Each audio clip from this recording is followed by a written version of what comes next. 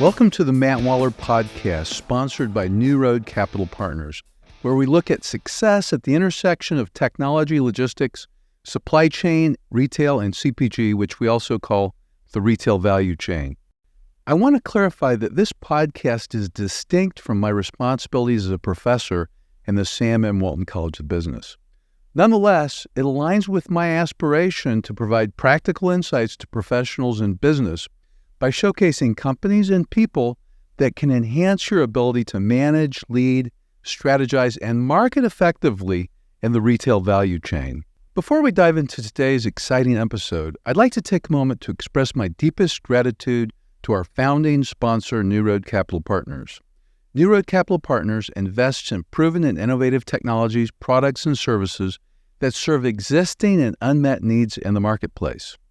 New Road partners with growth-oriented companies in supply chain and logistics and innovative consumer companies. As experienced entrepreneurs and operators, the New Road team prides itself on the high level of collaboration it brings to each of its investments. New Road's team of investment professionals and operating partners have deep, relevant investing and operating experience, including significant experience leading large divisions of enterprise companies and building businesses from scale to concept to realization. To learn more, visit newroadcp.com. I also want to disclose that I'm an advisor to New Road. I would like to take this moment to recognize podcastvideos.com for being our provider of podcasts. Their mission is simple: to streamline the process of creating podcast videos. They're equipped with industry-leading equipment and streamlined processes, and their studio and services save you time, money, and hassle. I'm very pleased with the services they provide me. Now, without further ado, let's get started with today's episode. Today, I'm interviewing Chris Ladd, and I am so excited about this podcast. He has experience in private equity that goes way back. In fact, he got an internship when he was an undergraduate with a firm in private equity. And actually, even when he was very young, like in fifth or sixth grade, he got involved in an investment club. So he's been interested in this for a long time. But this conversation is quite interesting. I asked him, how do you identify high potential growth companies? What factors do you look for when you're investing? And you'll hear his answer. I think it's really important to understand these, especially if you're an early stage or mid-stage company, to understand this. He's also on the boards of many companies, and also serves as an observer for some companies. But I was talking to him about how he provides strategic guidance and support. And again, it's a very interesting conversation. We talk about technology and innovation and how that's affecting the competitive landscape today. I think you'll enjoy that. We talk about many other things as well, including the future of private equity and how emerging technologies are affecting industry. There's all kinds of interesting topics we cover. I would say if you're interested in investing or private equity or the retail value chain broadly, I would encourage you to listen to this. Chris is a seasoned investor, strategist, and board member with extensive experience in corporate development, mergers and acquisitions, and private equity across a diverse range of industries. Currently a partner at New Road Capital Partners, Chris has been with the firm for over 6 years, helping to identify and support high-growth companies. In his current role at New Road Capital Partners, Chris has been actively involved in various capacities with several portfolio companies. As a board observer, he has provided strategic guidance and support to organizations such as Insight AI, Wave BL, Quinn, New York Shipping and Exchange, also called NYSHEX, Engage 3, Big Elk Energy Systems, LLC, Shiftboard, and others. Chris has also served as a board member for Taxa, Outdoors, and Blue in Green, further broadening his experience in guiding companies towards success. Prior to joining New Road Capital Partners, Chris spent 4 years at Walmart, holding senior roles in corporate development, corporate mergers and acquisitions, and corporate strategy and finance.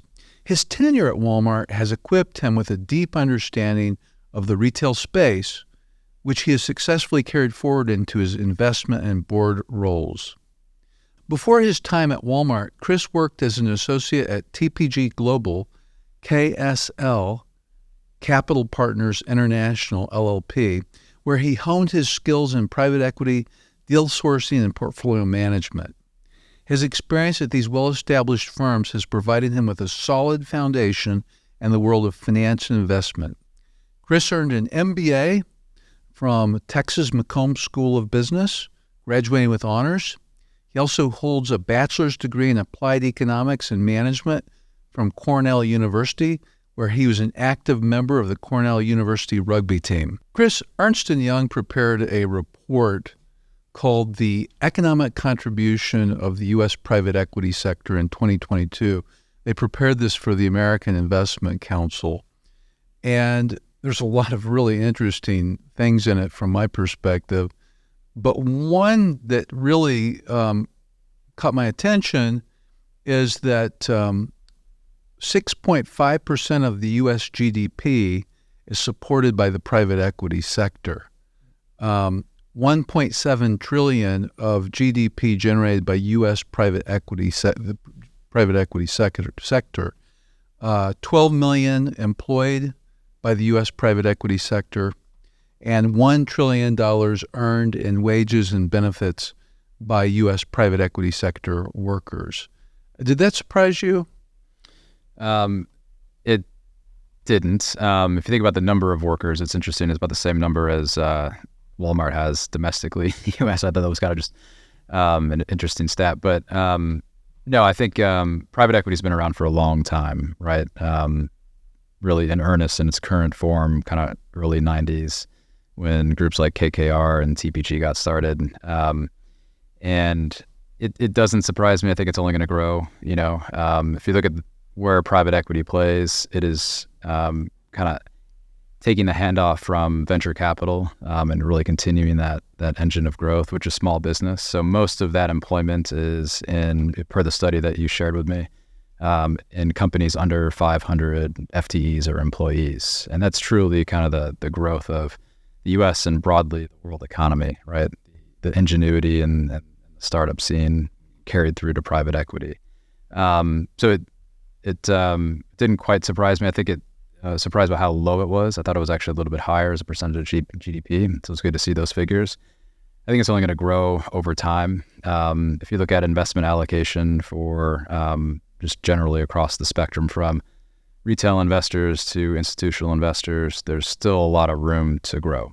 So institutional investors, some are over allocated, especially, in markets like this where we've had, a lot of allocation in 20 and 21 and, a drop in the public markets in 22 creates a bit of an imbalance in their allocation. But even looking at that or taking that into account, there's a lot of institutions that are under allocated to private equity, including venture capital, growth equity, and private equity. And so I think that'll continue to grow. What's really interesting is the other side of the spectrum, which is your retail investor, kind of your normal mom and pop who has a 401k, and then kind of moving along the spectrum a little bit more to the high net worth individual who has maybe 3 to 5 million in net worth.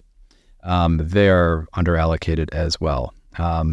What's been an interesting trend, we've taken advantage of this a bit, is since 2008, 2009, the Great Recession, a lot of the money that was in larger banks or banks in general and their wealth management divisions moved into these registered investment advisors, RIAs for short.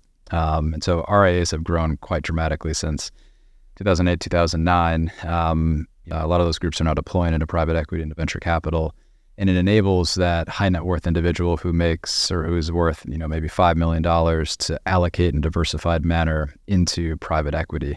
And that's just starting. You look at the allocation percentages for a lot of the RIA clients and still in single digits. And depending upon your philosophy or what you believe about private equity and exposure, that should be a bit higher, at least 10, maybe 20%. There's certainly groups like Tiger 21 that advocate for something a lot higher, kind of 50+% into private investments, including real estate, right? Not just companies, but also including real estate.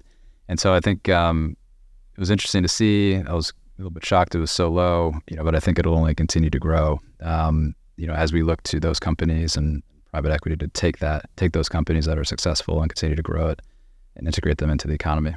When you look at the return on private equity investments, you would think it would be a higher percentage. It is really surprising. Yeah, for sure. Yeah, you look at some of the more successful private equity firms over time, like to take your pick, a Blackstone or KKR, TPG, they've averaged kind of mid-20s IRR since inception. Right? Amazing. It's absolutely, yeah. It's shocking, right? And so that's why they've risen to the top, right? Because they've consistently been able to deploy capital across multiple cycles, across multiple industries. A lot of that is chalked up to operational expertise and the ability to drive value in any situation. Structure can only get used so far, right? You can structure around a bad deal; it's still a bad deal, or a bad company. So the fundamentals have to be there, or you have to be able to change the fundamentals. And I think a lot of the private equity shops that have been more everlasting have been able to do that. That is not just rely on structure, but really focus on driving operational excellence and operational improvements in companies. Well, Chris, I'd like to shift gears to you for a moment.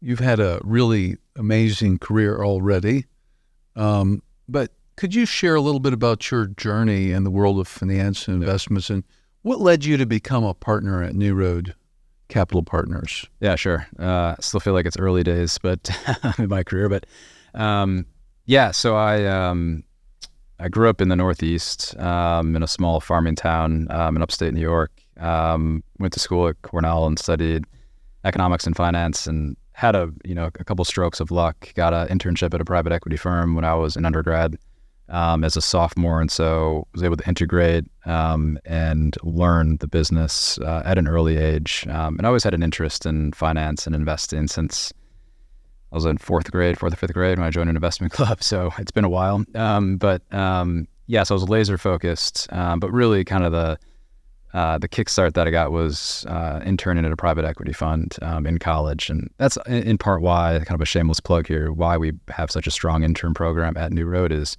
because of that opportunity that I had. And I want to try to replicate that. I didn't know that. Well, I knew you hired a lot of interns because you hire a lot from the Walton College, and I noticed that.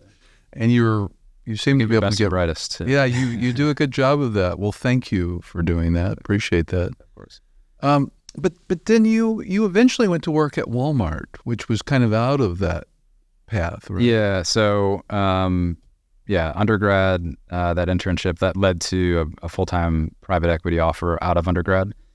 With a different firm that had just spun out of KKR. So they raised about $1 billion and moved out to Denver. I'd never been to Denver, but got the role. And so moved out there, spent about 4 years with them, and then went to TPG Capital, which is larger, more general private equity firm. I was there for a couple of years. Kind of along that journey, met my wife, who is from Northwest Arkansas. And so after we got married and started a family, she wanted to move back and be closer to her family. So I made it to Northwest Arkansas and was finishing up my MBA in Walmart recruits at UT Austin. And so one thing led to another, and ended up getting a job in corporate strategy and corporate M&A. So that's how I made it to Northwest Arkansas and Walmart. That is a great story. Would you mind talking just a little bit about what you did at Walmart? Yeah, sure. So started off in corporate strategy, was mainly focused on e-commerce initiatives. So at the time, this was in 2013, Amazon was still considered a potential threat, especially in grocery. And I think it was the fall of 2013, Amazon really spiked its online sales during the holiday season, from Thanksgiving to through Christmas, right? And that really spooked a lot of the executives at Walmart, and that got the gears moving a bit quicker on what should we do to respond? Like what should we employ, or what strategy should we create to respond to this? So we did a large study with Bain and corporate strategy. We actually hired a partner from Bain to come on board to help assess the situation. And yeah, we put forth a strategy that's become the grocery business for Walmart, which is the pickup and delivery business. The idea was we need to keep the market share in grocery, and effectively train the customer to come to the store. We've got this large asset that we want to increase utilization, and so we, started on the path of started a new business within Walmart, which is never easy. But that it's actually become, I think, one of the fastest growing segments within Walmart. Still fairly small compared to the overall U.S. business, but I think the e-commerce business broadly just eclipsed about 50, 60 billion in revenue, and a lot of that is grocery. So worked on e-commerce initiatives, grocery first, general merchandising second. That strategy took a couple of years to percolate, and then eventually it led to the Jet.com acquisition a couple of years later. So a couple of years into corporate strategy, moved over to corporate development, and worked on the Jet deal, and then a number of the tuck-ins, both on the deal side and then the integration side. Well, now, switching back to your private equity role that you're in now, how do you identify high-potential growth companies, and what are key factors you look for in considering an investment? Yeah, sure. So it's a little bit different across stages, right? So I've had the benefit of investing now early stage. Did a little bit of that at Walmart, but I've been mainly in more established businesses, cash flowing businesses. So one thing that we do at New Road, and a little bit what we did at Walmart, was identify market opportunities or market gaps, right? So what are the key problems in the industries that we're focused on? And then how do we find solutions to solve those market gaps? And so it's a process that takes a lot of time, research. Luckily, across my career, I've had access to a number of experts, right? Whether they be an operating partner or a strategic advisor or just, somebody else in the network. It's a really first understanding, is there a market need? Is there a market gap for a solution to drive better sales, to drive, a better cost structure or more efficiency? That's kind of number one, especially at early stage. Place some emphasis on that. And then it's about, finding the solution, right, that can actually drive a change or provide a solution, and have it be fundamental to their customer, right? And so, we can go into some of the investments that we've made, but those two high-level ingredients, I think are paramount, right? You've got a bunch of factors like management team and competition and industry trends, customer trends that you, of course, look at, right, and analyze. But if there's not a market need or a market gap, and there's not a solution that can actually be core to the customer that has that problem, then everything else doesn't make sense. So you're a board member or an observer on several companies. These are younger, high growth technology companies, primarily in logistics and supply chain. But the retail value chain more broadly. What is your approach to providing guidance and support for these companies in your roles as a board member or advisor? Yeah.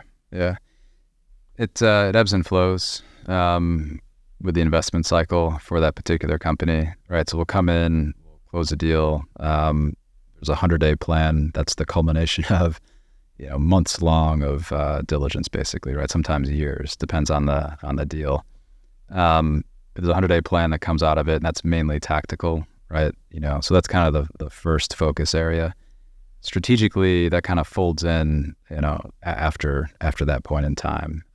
Most of the companies that we invest in are all the companies that have a strategy, right? For product development, sales strategy, et cetera. But it is trying to bring, I guess, maybe more structure, a better framework to how to approach a strategy, to develop a comprehensive strategy that takes into account and tests, where a company wants to play, how do they want to win, and making sure that they have the right resources, and then management processes to actually pull off that strategy. And so a lot of early stage companies don't have the type of structure necessarily, or the type of framework. And so making sure that they are, maybe it's in part a communication issue as much as it is anything else, making sure that they are taking into account all of the inputs in a framework that is digestible. Also make sure that it tests key assumptions, right? Including the core business, making sure that we have the right resources or it's the right strategy. One thing I've learned in early stage investing, it changes almost daily. So it's an up and down battle. And so, you always want to make sure that you're adjusting to the market, you're responding to competitive pressures, management team changes, et cetera. So, what role do you think technology and innovation will play in driving growth and success in today's competitive business landscape? Sure. High level, 40,000 foot view. Yes. The world needs more productivity, right? Right.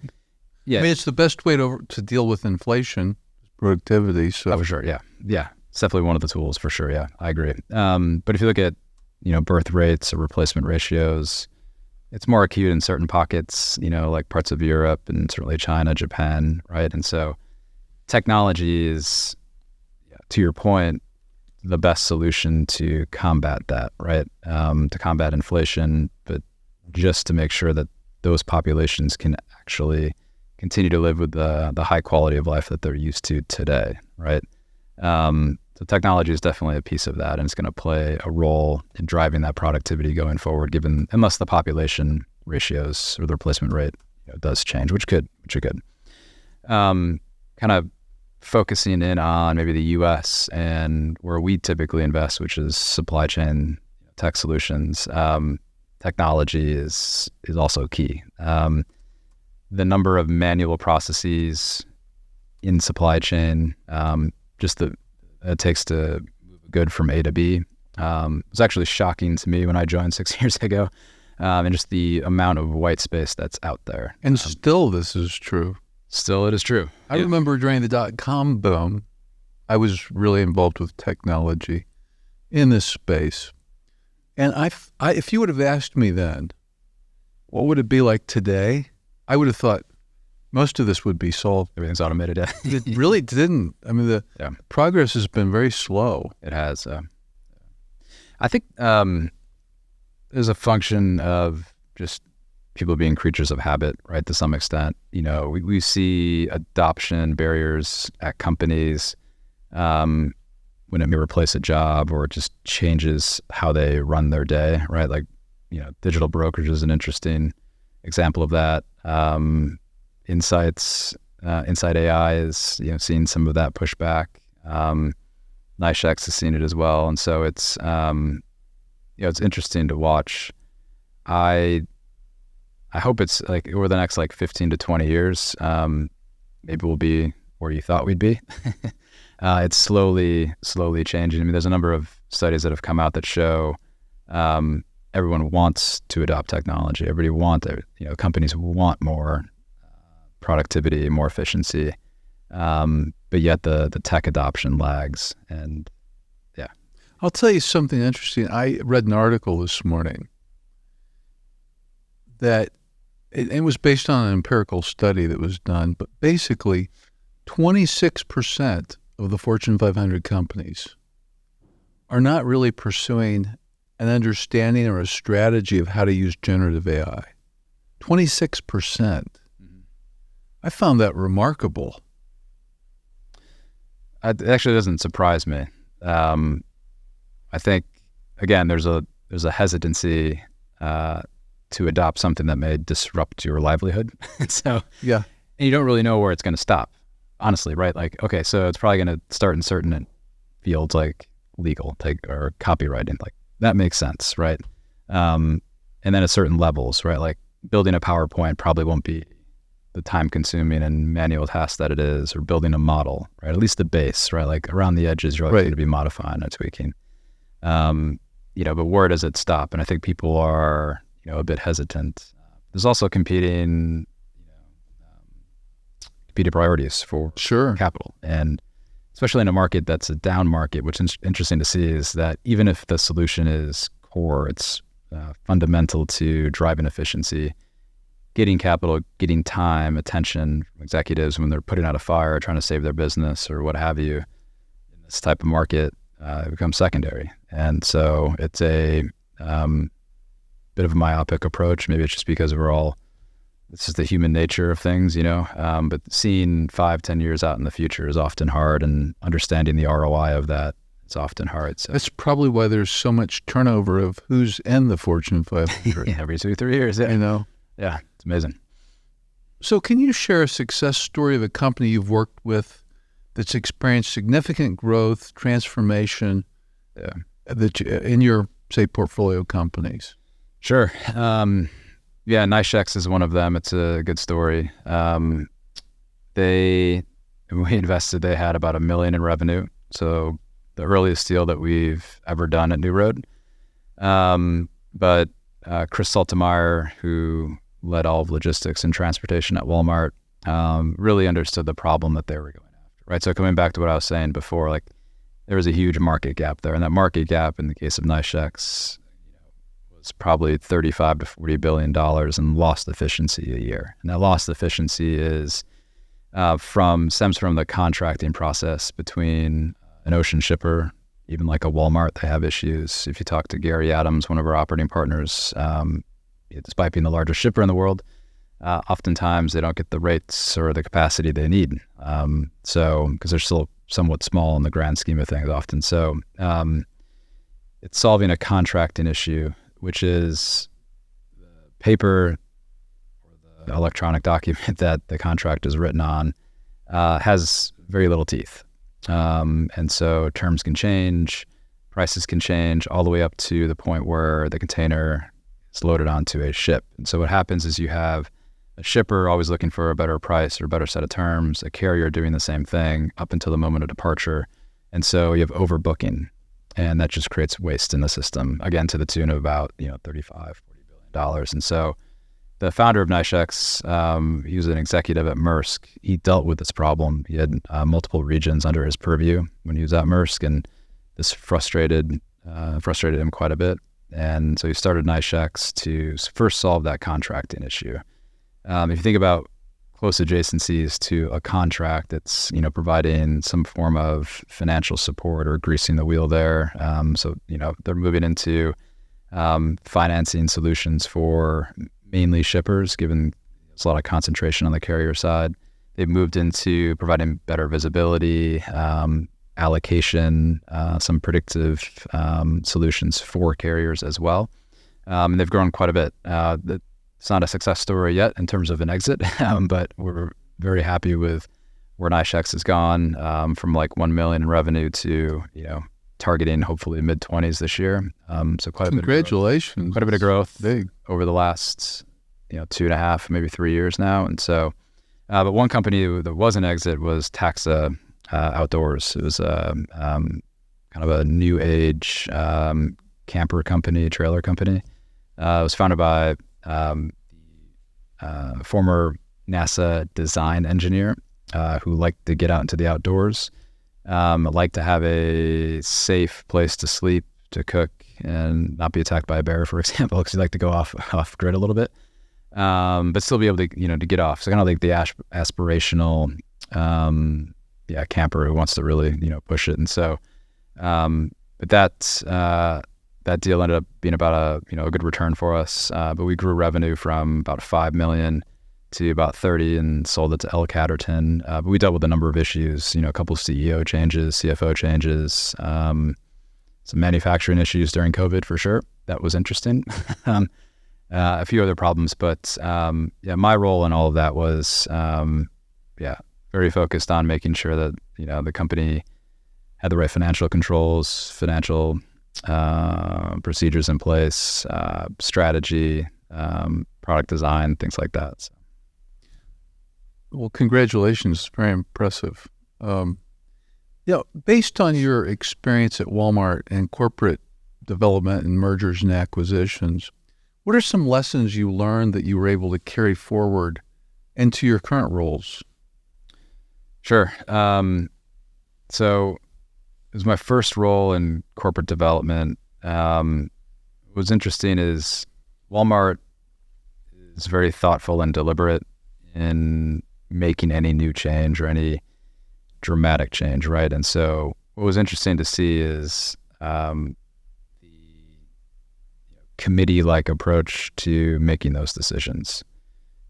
It slowed things down a little bit, but I think it led to better outcomes, right? And so I think I talked about the Jet.com acquisition, right? And so that took a couple years to work through the system, and kind of gain the support across the organization that it needed. So I learned that when I was in corporate development because you act a bit like an air traffic controller at most corporate development divisions of companies. And so especially at Walmart, right? Because you've got multiple strategy groups. Of course, you have legal, you have supply chain, operations, merchandising. All these groups need to coalesce around a strategy, whether it be to buy a company or open a new market or, launch a new retail format, for example. And so the takeaway there is, I think it pays to kind of slow down a bit,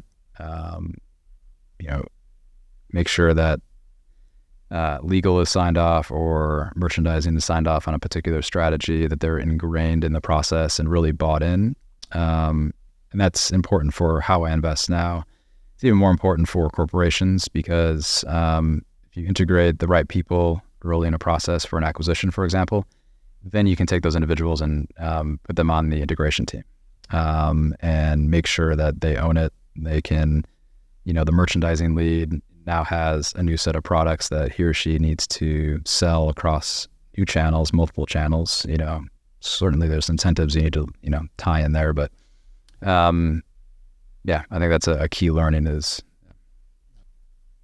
How do you see the future of private equity, and what impact will emerging technologies have on the industry?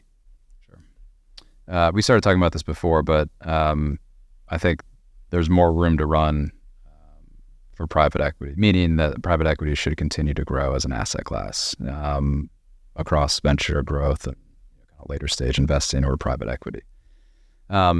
Technology is going to enable that to some degree. You're seeing it already with platforms like a Yield Street, for example, where if you're accredited, you can go online and start with investing at 10 to 15 grand into an office building or into an early stage startup. You still have to be accredited, but that is opening up. I talked about RIAs before. RIAs are playing that aggregation role.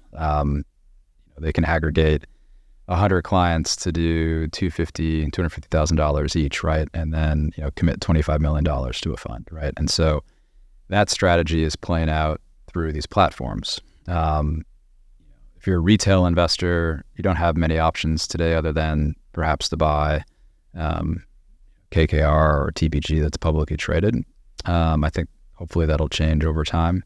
But technology like a Yield Street's coming in and helping to really improve access and democratize that process. Within private equity, like operationally, tech is going to change it's already changing how we source. It's changing how other companies source. The days of manually searching for a company, cold calling, I think those days are limited. So for example, we know companies, we're working on a process where we're building technology to make sure that we don't miss a deal. And over time, hopefully that technology will be smarter, will help us be more efficient. I don't think we'll ever use it programmatically, but it'll at least allow us to skip a couple steps and become more efficient over time. And then certainly you've got like the analytical play with AI, and when does that come in? We're using it a little bit. I know some of our analysts and associates are using it to improve research get access to better data, build some very basic analyses like tables or what have you. But I think that's only going to grow over time, right? And so integration of AI, I think, will change the staffing model to some extent internally at private equity firms. Not exactly sure how that looks, but I know it'll change over time. What are some trends or sectors that you believe will have a significant impact on the investment landscape in the next 5 to 10 years? Certainly globalization, the reduction of it to more regionalization, right? That's been a trend that's it's been happening for the last 10, 15 years or so. Seems to be accelerating and being reinforced by a number of actions, kind of whether it be from the U.S. or China or whomever, right? Certainly some companies are taking actions to de-risk the exposure that they may have to an overseas market for sourcing, for example, right? We're seeing that move of manufacturing. I think it was a Q1, Mexico actually surpassed China on a net import basis. I saw that. Yeah, which was a lot sooner than I think people expected. And so I don't know if that's seasonal or what have you, but I'd be interested to see what happens with Q2 data. But I think that's going to change a lot for especially companies that are dealing with physical goods, like a retailer or a grocer. It's going to change how potentially we invest, right? In terms of technology offerings or even just opportunities to invest. I think anytime you have a change, things will open up. So we don't invest in asset-heavy businesses, but there will be more solutions oriented for that flow from Mexico into the U.S. versus a ship coming into the U.S. So I think that's definitely a big kind of a secular trend, and I think that'll only continue to grow. So it'll be interesting to see. I mean, it's going to cause all kinds of changes. Even just in Mexico, it'll be interesting to see what that does. I suppose the wealth there is going to increase a lot. Yeah, you should buy land in Laredo or or even in Mexico if you can. What, in your opinion, what qualities make for a successful investor, and how have you developed these qualities in your career? Sure. Okay, so I haven't developed this quality, but surrounding yourself with operational expertise, right? I started talking about this before. I saw this firsthand. 3 different firms I've worked at or company in the case of Walmart, but KSL was heavy operations. Half their team was in their portfolio management side of the house, and so kind of an equal representation. And the 2 founders of that firm had run companies, much like Cleet and Jeremy at New Road. At TPG, they had not quite an equal amount, but they had about 150 former executives or executives in their ops group that they rotate around companies in their capital portfolio. Both of those firms have done very well over time, proven by their ability to invest in multiple cycles and drive operational value. So taking away from that, we did something similar at Walmart, but if you don't have the right skill set, in this case, operational expertise, you need to surround yourself with it as an investor to make sure that you can invest in any cycle. With that operational expertise, making sure that you stay focused on what you know and not stray outside of that. I think looking back at the Great Recession, there were a lot of generalist firms that popped up in private equity firms in 2005, 6, 7, and a lot of them got wiped out in the Great Recession. And those firms that were focused on what they knew, brought the operational expertise to bear, powered through, the downturn. I think we're seeing a bit of a shakeout like that early days, but that happened in, I think, early stage investing. The number of VC firms, early stage investment firms that have, come about over the last, I'd say 5 years or so is quite staggering. And so something's going to break. And I think it's kind of a slow process, but I think you're going to see less firms, more focused firms, especially earlier stage and smaller funds. There's no reason why you should be running a $100 million fund and being a generalist. It doesn't quite make that much sense. Good point, yeah. So I don't know. I could be wrong, but that's something that you see. So stay true to your knitting, what you know, and don't stray outside of it. Well, I'm sure you've been around so many talented people in your career. But what's the, say, best piece of advice you've received, and how has it affected how you invest or manage? Yeah. So the best advice was from a professor I had at UT, and he hammered this home. He said, business is a grind. Like, there's no way around it. Like, to do well in business, it's consistent effort, and depending on how motivated you are, it's all out effort every day, right? And so he said, what you need to do every morning is wake up and get some cardio in, like lift some weights, get your heart rate up, develop that endurance that will allow you to work 12 hours, right? And be mentally strong, physically strong. You got to travel to Singapore, right? Or you got to travel to Europe, and pitch. And, it just takes a lot of time and effort. And so the more you can do for your body, physically, often that translates into better mental health as well. So making sure you're working out, sleeping as much as you can to prepare yourself for just the continuous grind that is business, right? No one gets away just on talent, unfortunately, in business. I agree with that advice. And, research is showing, daily exercise affects so many things. Yeah. Especially when you look at hazard rates. Do you exercise? Do you not? That is a bigger impact than do you smoke or do you not? Mm-hmm. I mean, you shouldn't smoke, right? But the impact of exercise is multiple times the impact of quitting smoking on the hazard rate variable. Yep.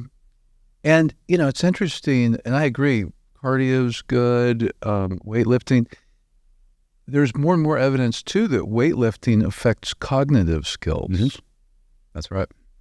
Which is, I don't know if they know the mechanism, but it seems to be true. Fully, yeah. I mean, aside from just the skeletal benefits, right, and, balance benefits, you don't fall when you're 70 and break your hip. And that's true. Yeah, but skeletal, yeah. But there is a tie, and I mean, we probably listen to the same podcasts on this, but it's, we probably have. I listened to Peter Attia. Yeah, of course. Andrew Huberman. Do you ever listen to Huberman? Of course. Yeah. So, for me, that's been a bit of a godsend, and I've really only discovered it maybe over the last, I went to business school a while ago, but the last 5-6 years, actually taking that to heart, and it's made a dramatic change in my own efficiency, my performance, right? But not just at work, also outside of work too, because you have the energy to do more. Yes. I think Huberman may be having a bigger impact on our country than anyone. Yeah. Yeah. And some of the things he talks about too include making sure you get sleep. And I have a Oura ring just to make sure. I'm a Whoop guy, yeah. Yeah. But you can see, are you getting enough REM? Mm-hmm. Are you getting enough deep sleep? Are you getting enough total sleep? Right. Your heart rate variability. And again, I think when I talk to people, I run into people all the time at the gym who have listened to Huberman, and you can tell who has, because they're getting in dry heat saunas more frequently. They're getting in the cold plunge. When I see people in the cold plunge, I think there's probably a 50% probability they've listened to Huberman. But and then the other thing he recommends is early in the day, getting sunlight in your eyes. Yep. And it really does seem to make a difference. That's one thing I haven't adopted yet is I think he said he wakes up around 6:30 every day. The first thing he does, he doesn't go to the coffee pot and drink coffee. He goes and it starts the cycle, right? getting out in the sun for 15, 20 minutes, the circadian rhythm, and then he gets coffee, right? You know, and so it's, yeah, I haven't done that yet. My wife has, and she's, yeah, it's working for her. So, except in like heat today. I don't know about heat today. It's 100 degrees outside. Well, you know, but this is really a good point. Even though it's at the end of the podcast and we've talked about all kinds of things, but sometimes there's mediating and moderating variables that affect everything else a lot. Mm-hmm. And I do think strength training, cardio, sleep, actually, you know, the saunas, the dry heat saunas, I believe that, you know, if you do it 10 to 20 minutes a day and the heat level is at least at 175 Fahrenheit, if you do it like 3 days a week, it reduces your probability of dying of cardiovascular disease in any year by like 45%. And it goes up from there. It goes up really high if you do it every day. But the other thing, the cold plunge, you know, the Blake Street House, which I'm a member at in Bentonville, they got a cold plunge. Now, it doesn't tend to be very cold later in the day, but if you get there early in the morning, it can be pretty cold. And if you get in there for a few minutes, it increases your focus the rest of the day. Yeah.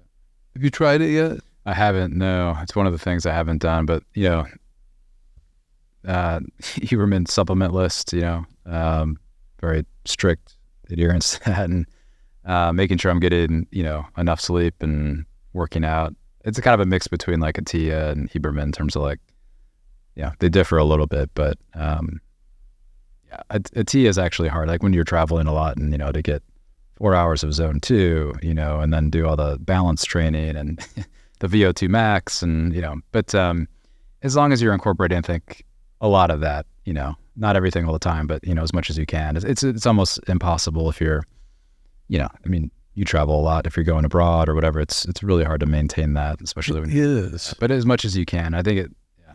It's, you know, when I'm traveling now, I actually make sure, I prefer not to stay at a hotel that doesn't have a good gym. If they don't have a good gym, then I look on a map to see if there's a gym I can go to, you know, close by. And it's funny, I would have never thought that would be so important, but as you mentioned, that advice your professor gave you is tremendous, and I give that advice to students as well. Another thing is, you know, some students don't sleep enough. I know we have a executive MBA program, and the average number of years of experience in that program is like 13. And a few years ago, I spoke to the incoming class of EMBA students, and I said, you know, make sure you sleep because they're working. They've got big jobs, some of them. Well, and I actually for effect, I rode into the building on my bike. I'd ridden the bike to work and actually rode into the classroom. All of the EMBA students were there, and it was to make a point, you know, hey, you need to, it's great you're learning, but you've got to do some other things. Anyway, it turns out there was a physician in there. His name's Eric Spann. He just graduated about my age. And he was so thrilled. He says, I couldn't believe you said that, but it's so true. And I think as you get older, if you're not sleeping enough, it will impair your cognitive skills. Yeah. Trying to recall a study I read, but if you don't get enough sleep, it has the highest correlation to cancer, right? And other diseases too, right? So you know, memory loss and things like that. But if you don't sleep and let your body recover enough, then it doesn't matter how much you work out or what you eat. Certainly that helps offset, but eventually, lack of sleep catches up with you. It's funny, when I was in graduate school, I had read that you can train yourself to sleep less. Now, this is a long time ago. Yeah. 35 years ago. And so I was trying to train myself to sleep 5 hours a night. I did it all through graduate school. But I don't think it was good for me. Probably not. But I didn't know it. Yeah. Thankfully, we've got so much information out there. If you want, you can really improve. That's right. Well, Chris, it's been a real pleasure Likewise. visiting with you. Thank you so much for taking time. Thank you. I appreciate it. If you're finding value in this podcast, we greatly appreciate your support by subscribing to our YouTube channel. Additionally, following us on Apple and Spotify and leaving up to a 5-star review would be immensely helpful. We welcome any feedback or questions related to the podcast, as well as suggestions for further topics and guests. You can leave your comments on our YouTube channel, and rest assured that I will read each and every one of them. Please also take a moment to check out our podcast sponsors, as they play a critical role in keeping this podcast running. For more information on specific topics, timestamps, or links to articles mentioned during the podcast, head over to mattwallerpodcast.com.